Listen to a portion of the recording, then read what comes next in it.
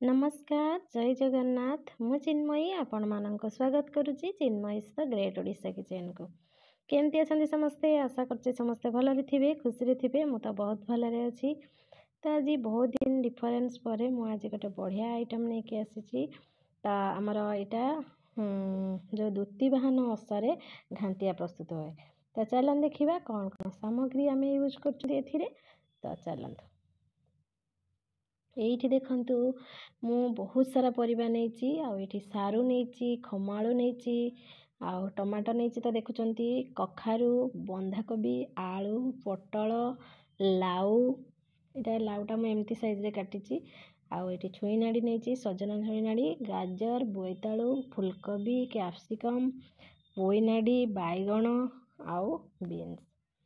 तो एतिक सारा परिबा मो पाखे थिला मु नेछि आपन पाखे जहाँ भी परिबा थिबो आपन नहीं पारिबे सेथिरे किछि नाही जे एई सब परिबा हेले हमे घांटिया प्रस्तुत करि परिबा ता नु देखंतु मैं सब परिबा को भलो भाबे धोई नेछि धोई नेला परे गोटे मु आज हांडी रे हमें प्रस्तुत करिया। तो मु एठी गोटे हांडी नेछि तो सेई हांडी रे मु सब जक परिबा को नै नेछि तापर एठी मु देखंतु ता पूर्व दिन राती रे मु एठी मटर आउ जो चना माने जो बुट आउ जो सोला आउ मुग ये सब को पानी रे भेजे नहीं तो ताको मु भल भाव धोईकी नेली हलदी गुंड नेली लुण नेली आ चीनी नहीं देखो।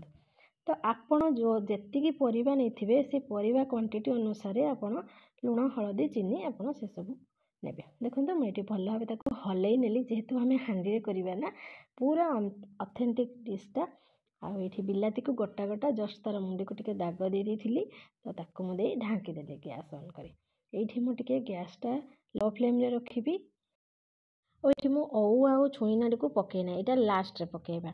देखंतु मोर एठी परिबा अधा सिजी आसिलानी मु चेक करनेली एबे ओउ आउ छुई नाडी को पके दे। तो मु पकई सारा पर एठी रसुण किछि छड़ेइछि पियाज दुईटी बड़ बड़ छड़ेई रखछि कंचा लंका आउ किछि अदा खंड। तो ये सब को आम पियाज को छोट छोट कर काटी नबा आउ रसुण आउ अदा को छेची नबा। तो या भितर देखंतु परिबा हमर पूरा पूरी भल भाव में सिझी गलानी बहुत सुंदर देखा जाउछि परिबा सिझा वाओ की बास्ना आसुछि। तो ये देखंतु मु गोटे करेई नहीं तो सेथिरे मु 4 ରୁ 5 बड़ चामच तेल नहीं कहीं तेल टिके देले घांटिया ना बढ़िया लगे। ये मु सनफ्लावर तेल नहीं आउ ये देखंतु मु भल भाव देखि नउछि अदा रसुण छेची नहीं सुखिला लंका कंचा लंका आउ पियाज को काटी नहीं ये मु तेल गरम हो गला परे सुखिला लंका आउ पंच फुटण नहीं नेली तापर गोटे गुजराती अल्प टिके डालचीनी तेजपत्र 2टी लवंग 3 ରୁ 4टी पकई नहीं पियाज को जो छोट छोट कर काटी रखी आउ कंचा लंका नहीं कि ताको टिके भल भाव में भाजी नेली। तो यहाँ टिके लाल रंग आसवा पर आम रसुण आउ अदा छेचा रखिछंती ताको पकई नबा। तो ताको पकई नेला परे एटा हमर हो गलानी किंतु बिलाती को आम आनिकी पकेबा एठी बिलाती हमर सिझी जाइछि से परिवार आम ताको काढ़ी रखिछंती तो ताको आम एठी पकईकी ताको भल भाव में गोटे मसला प्रस्तुत करनबा। तो एठी मु आ टिके भल कलर आसीबा पई घांट तरकारी रे मु एठी टिके काश्मीर लंका गुंड नेइछि तो देले कौन कि आ टिके भल कलर आसीबो।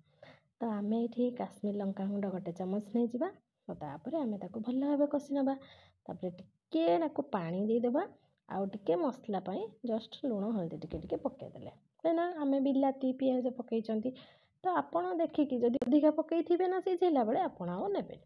तो ये देखो मुझे पानी दे देली पानी दे देकी ताको टिके भल भाव मसलाटा को कषि देले जेमति तार कंचा बास्ना आउ न रहे।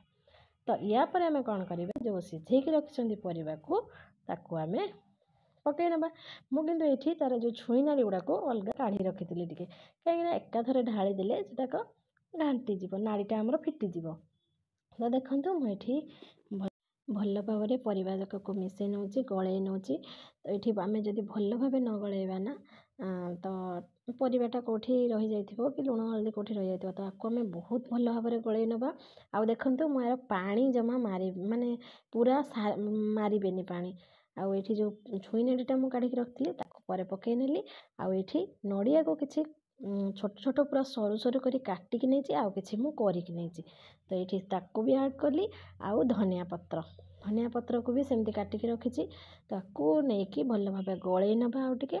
ଆଉ ଏଇଟା ଫୁଟିଲାଣି, ଆପଣମାନେ ଦେଖିପାରୁଛନ୍ତି ଫୁଟିଲାଣି, କିନ୍ତୁ ଆକୁ ମାନେ ରସା ରସା ଟାଇପ୍ର ରଖିବେ, ପୁରା ଶୁଖିଲା କରିବେନି କି ପୁରା ପାଣିଆ ନୁହଁ।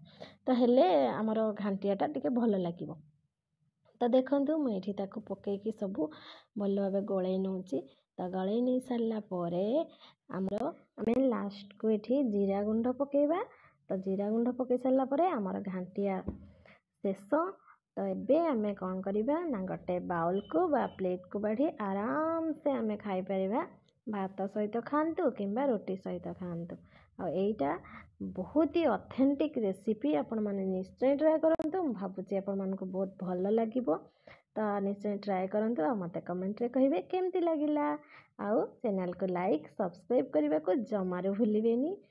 ଆମର ଏପଟେ ଦୁତି ବାହନ ଓଷା ଘାଣ୍ଟିଆ କୁହାଯାଏ। ଆପଣଙ୍କ ପଟେ କ'ଣ କୁହାଯାଏ ମୋତେ କମେଣ୍ଟରେ ନିଶ୍ଚୟ ଜଣାଇବେ। ତ ଏଇଠି ମୁଁ କିଛି ଧନିଆ ପତ୍ରକୁ ତା ଉପରେ ଗାର୍ନିସିଂ କରିଦେଇଛି ଆଉ ବାଉଲରେ ସର୍ଭ କରିନେଇଛି। ରହୁଛି, ଜୟ ଜଗନ୍ନାଥ।